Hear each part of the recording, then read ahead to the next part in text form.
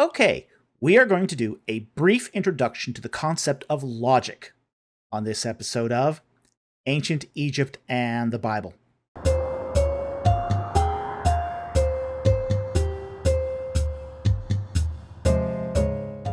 Today, we are going to introduce basic concepts about logic. As a working definition, logic is a form of reasoning that uses language in the form of arguments. Now, arguments are not about bickering or verbal fighting. An argument is a structured method of reasoning something out. Let us begin our introduction with a brief discussion about the difference between formal and informal logic. Formal logic is logic involving deductively necessary relationships using syllogisms and mathematical symbols. On the other hand, informal logic is a broad term for various methods of analyzing and evaluating arguments used in everyday life. Most of the logical inferences we encounter in our daily lives are more often informal than formal logic.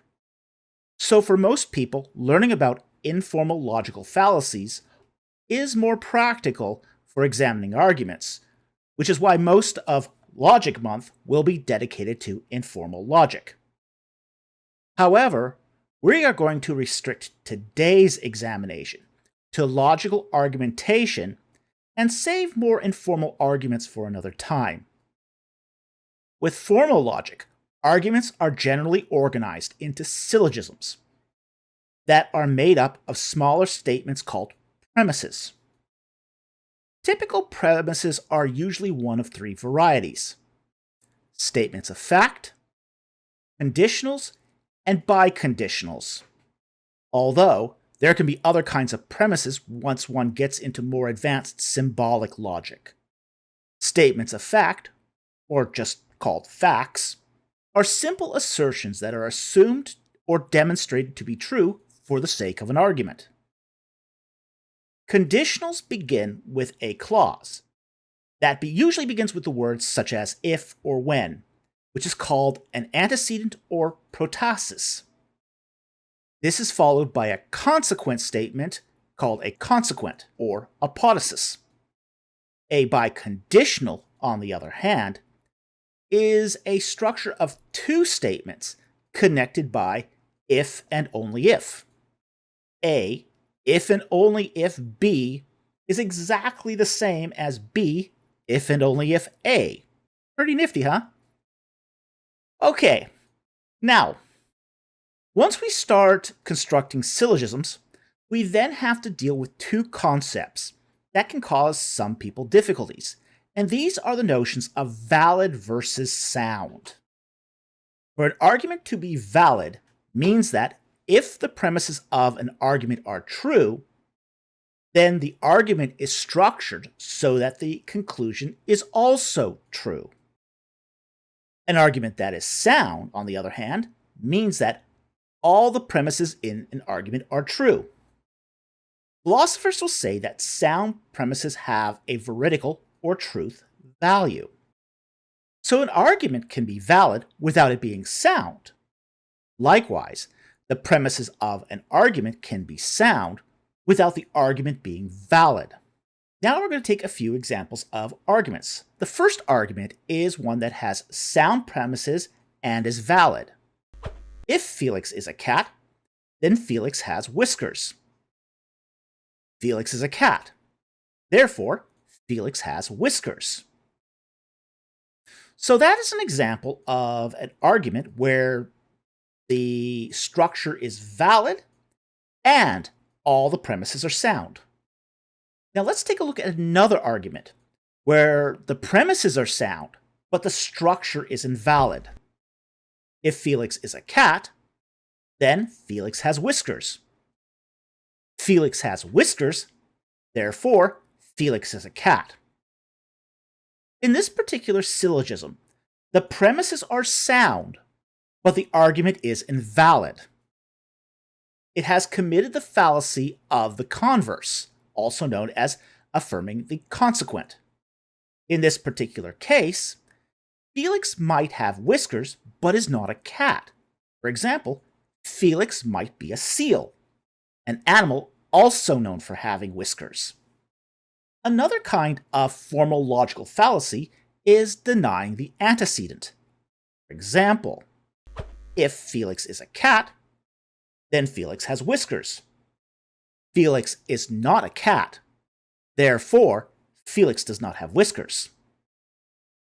Again, just because Felix is not a cat doesn't mean that Felix doesn't have whiskers. And while these fallacies may seem obvious, they can slip into our argumentation, sometimes in ways that we scarcely notice. A real-world example of a formal logical fallacy was committed by Bryant Wood in one of his defenses of the early Exodus date. Wood leverages off of a statement written by Umberto Cassuto. Quote, "When the Bible gives us technical or statistical data and the like, it frequently prefers the ascending order since the tendency to exactness in these instances causes the smaller numbers to be given precedence and prominence." End quote. Now, Cassuto's statement can be rewritten in a formal logic syllogism as follows. If the Bible gives technical data, then the number is sometimes represented in ascending order. The Bible gives technical data, therefore, some numbers in ascending order are technical data. This is a proper logical syllogism that is valid and sound. However, Wood twists this as follows. Quote, "He, Cassuto, discovered that when a number is written in ascending order, the number is intended to be a technically precise figure." End quote. But that's not exactly what Cassuto said. Wood here has flipped Cassuto's argument on its head by saying, we have a number in ascending order, therefore it must be technical data and cannot be a symbolic number. What Wood has done here is affirm the consequent. So then, while we have not by any means covered the breadth of logical fallacies in formal logic, this does give you a taste of what some of these fallacies can be like. Finally, for today's session, we are going to look at some basic types of formal arguments that are often used in intellectual discourse: the deductive, inductive, and ablative arguments. Let us begin with the deduction or deductive argument. The deductive argument is an example of a formal logical argument. With a deductive argument, each premise has to have deductively necessary relationships to the other premises. Here's an example. If the bird is a duck, its call is a quacking noise. The bird is a duck, therefore its call is a quacking noise. Each premise in this syllogism necessarily follows from the previous premises. If the syllogism is valid, which it is in this case, and if the premises are sound, then the conclusion must be true. This kind of argument creates a logical necessity for the conclusion being true. The second common type of argument is the induction or inductive argument. An induction is an argument of probability. It states premises that lacks necessary relationships, but forms an inference which can be drawn upon. That inference is valid as long as there are sufficient number of premises. Here's an example of an inductive argument that is invalid. This animal has a bill like a duck. This animal has webbed feet. This animal swims in water. This animal lays eggs. Therefore, the animal is a duck. Now, this inductive argument is invalid because it lacks a sufficient number of premises. In this particular syllogism, the animal could be a platypus, not a duck. Now, we can fix this argument by adding two more premises. This animal has a bill like a duck. This animal has webbed feet. This animal swims in water. This animal lays eggs. This animal quacks. And this animal has feathers. Therefore, the animal is a duck. Just by adding a couple more premises, the syllogism becomes valid. Now, we have to understand that with inductive arguments, what you get is an inference of probability. You never get a 100% certain conclusion from an induction. But for much argumentation, a greater than 50% certainty more than suffices.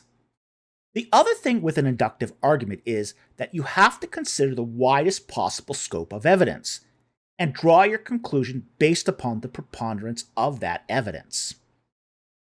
Finally, we have the ablation, or ablative argument. Now, when the ablation was first proposed, it was theorized as a means for generating hypotheses. You take a small set of facts and generate an inference to develop a hypothesis that is then validated by subsequent argumentation. An ablation is an acceptable and intuitive method for generating a hypothesis. However, while ablative reasoning has, over the past 40 years, risen in popularity as a form of argumentation, it has not been without controversy. An ablative argument takes a narrow set of facts to create an argument of plausibility. Now, there are two problems with using an ablation as an argument. First, there is no necessity to take the widest possible scope of evidence. So you can cherry pick what data you want and exclude the evidence you don't like. This argument way too often facilitates confirmation bias. Second, because an ablation is an argument from plausibility, not probability, it sets a low bar for the argument that shifts the burden of proof. So, in order to defeat an ablation, you have to go through every premise to show that it cannot point to the inference implied. That is a lot of work to defeat an argument that is often little more than a justification for a confirmation bias. In short, the ablative argument is the prove me wrong, bro argument. Nevertheless, as a method for generating hypotheses, ablations remain useful. However, that utility should never suffice as a form of argumentation on its own. So, anyway, there you have it, a brief introduction to logic. We hope you learned something today and found that interesting. Thank you very much for watching, and we'll see you next time on Ancient Egypt and the Bible.